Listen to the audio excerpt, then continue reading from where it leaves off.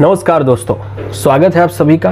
आज हम बात कर रहे हैं क्या वायरल होना ही सबसे बड़ी उपलब्धि है, क्योंकि दरअसल प्रयागराज में महाकुंभ लगा हुआ है और साधु संतों से ज़्यादा चर्चा इस वक्त उन लोगों की हो रही है जो यहाँ पहुंचकर रील बना रहे हैं और सोशल मीडिया पर ये लोग वायरल हो रहे हैं। जब से महाकुंभ की शुरुआत हुई है तब से साधु संतों की चर्चा तो हो नहीं रही है, अध्यात्म के सबसे बड़े मेले की बात नहीं हो रही है, ना ही इसके महत्व की बात की जा रही है। बात की जा रही है तो सिर्फ और सिर्फ उन लोगों की जो वायरल हैं, चाहे वो सोशल मीडिया हो या फिर टीवी हो, हर जगह बात हो रही है इन लोगों की। हर्षा रिझारिया हो या फिर आईआईटी वाले बाबा या फिर ये मोनालिसा जो इस समय कुंभ की वायरल सेंसेशन बनी हुई हैं, सबसे ज़्यादा चर्चा इन लोगों की हो रही है और बहुत सारे लोग हैं जो यहाँ पहुँचकर रीलबाजी कर रहे हैं। वायरल होने के लिए लोग हर पैतरा अपना रहे हैं। कोई यहाँ पर डांस कर रहा है तो कोई साधु संतों को परेशान कर रहा है, तो कोई यहाँ पर पहुंचकर किसी की भी फोटो वायरल कर दे रहा है।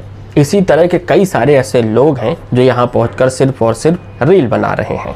सबसे पहले बात करते हैं हर्षा रिझारिया की, जो लगातार कुंभ से वायरल होती रहीं और फिर उनका वीडियो आ गया रोते हुए, जिसमें उन्होंने कहा कि अब मैं यहाँ नहीं रहूँगी क्योंकि लोग मुझे रहने नहीं देना चाहते हैं। इनकी चर्चा कुंभ में सबसे ज़्यादा हुई। किसी भी साधु संत या धर्मगुरु की इतनी चर्चा नहीं हुई जितनी चर्चा इनकी हुई। अंत में साधु संतों की भी बोलना पड़ा कि कुंभ में केवल ये रील बनाने आई हैं और इसलिए उनको लगा कि उनको बदनाम किया जा रहा है। आप देख सकते हैं हर समय तो ये कॉन्टैक्ट लेंस में लगा के रहती हैं, उसके बाद इनकी जटाएं अलग ही प्रकार की हैं।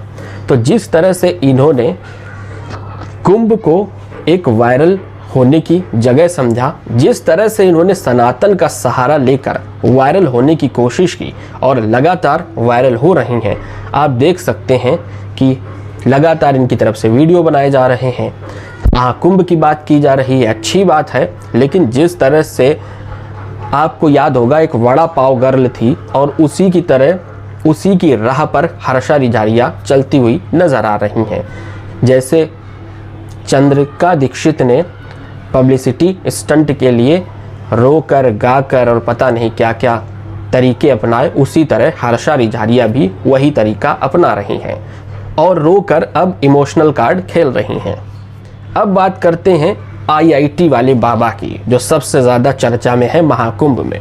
जिस तरह से इनके इंटरव्यू हैं और लगातार लोग इनसे बातचीत कर रहे हैं, इनको देखकर तो ये नहीं लगता है कि ये परिपक्व हैं, क्योंकि इनकी तरफ से जिस तरह से बात की जाती है हंसकर और जिस तरह के इनके हाव भाव हैं, ऐसा तो लगता है कि कुछ लोग कह रहे हैं कि ये साइको हैं।